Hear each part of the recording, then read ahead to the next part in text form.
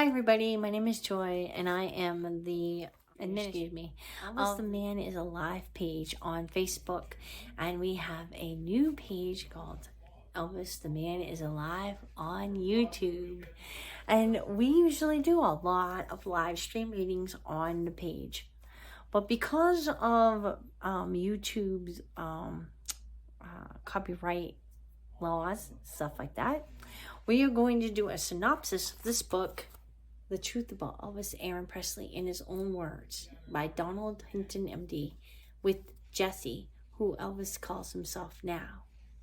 So, this is the beginning of what we're going to talk about today. And that is, Elvis Presley was born January 8th, 1935. Now, numerology has always played a major part in Elvis's life.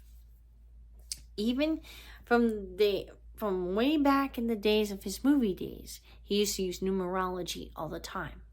Now, Elvis was a seeker of different religions, and he got involved in getting involved in more types of religions, especially when he met Larry Geller. And he used to get a lot of books, and he used to read a lot of books. He was a searcher. He sought his purpose. You know, he was born a twinless twin, and he always asked, let me live, allow him to die. Why wasn't it the opposite? Why didn't I die in the womb and he lived? And he couldn't really come up with that answer. And he was always spiritually connected with his twin. His twins always have some type of spiritual connection. I mean, I know someone who had twins, and their boys would be moved. Like, one boy lived in Vermont, and the other one moved to Texas. And when something happened to the one in Texas, the one in Vermont knew about it already by their spiritual connection. Okay? So a spiritual connection between twins is very, very strong. So Elvis, before he died, he planned out his death using numerology. And the beginning of this book, The Truth About Elvis Aaron Presley in His Own Words, by Dr. Hinton, MD, and Jesse, who Elvis calls himself now, he states that he wanted to tell his fans the truth about his death.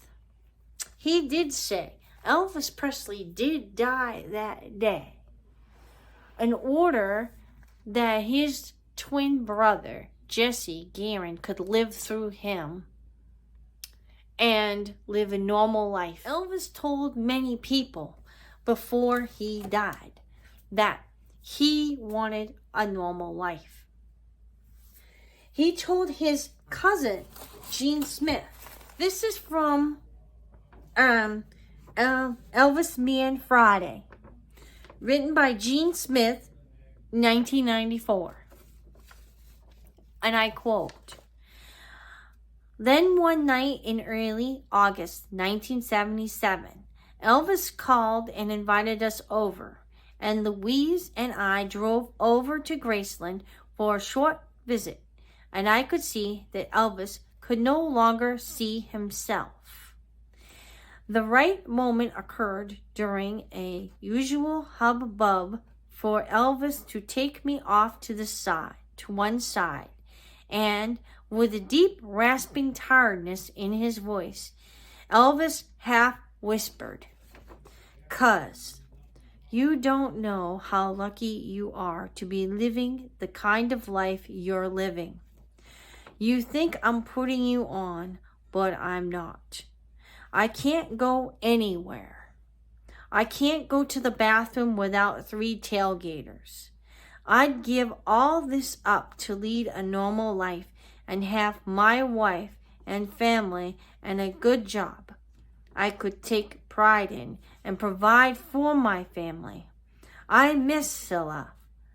I miss what we could have had if things hadn't got out of hand.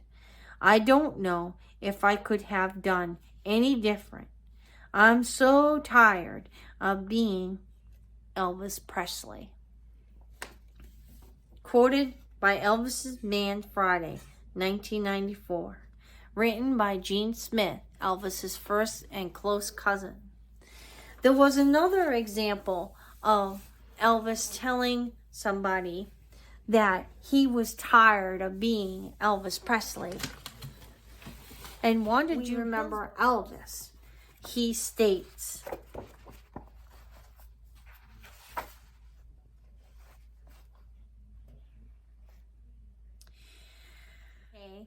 got kind of a strict list of things not supposed to eat anymore, and sticking to it. And don't know, as heavy as I was, just wider in the middle, and that's not going to go if I was to get down any thinner. It's just a bitchin' damn shame. Makes me mad. I'm telling you, I'm not kidding. It's something I've dealt with all my career. Got so I couldn't sit down to eat without worrying over every bite. It's gonna make me sick, break out, swell up. God, I'd just like to have some peace and quiet inside me, you know? I'm just so tired being Elvis Presley. Wearing me out, keeping things going, man. Gonna be hell facing things, cameras and all that. Too vain. Maybe need to learn that lesson. Just would you like to look better and can't seem to make it happen anymore? Shouldn't matter, but it does. A lot sometimes. Hate to see him looking at me like that way. Just want to tell him to F off. Now, I still care, but damn it. It's I don't know how to put it in words, really. So what he's telling her is that he's tired of people telling him what to eat, what not to eat, dieting. He's tired of looking old, being fat, people criticizing him for that.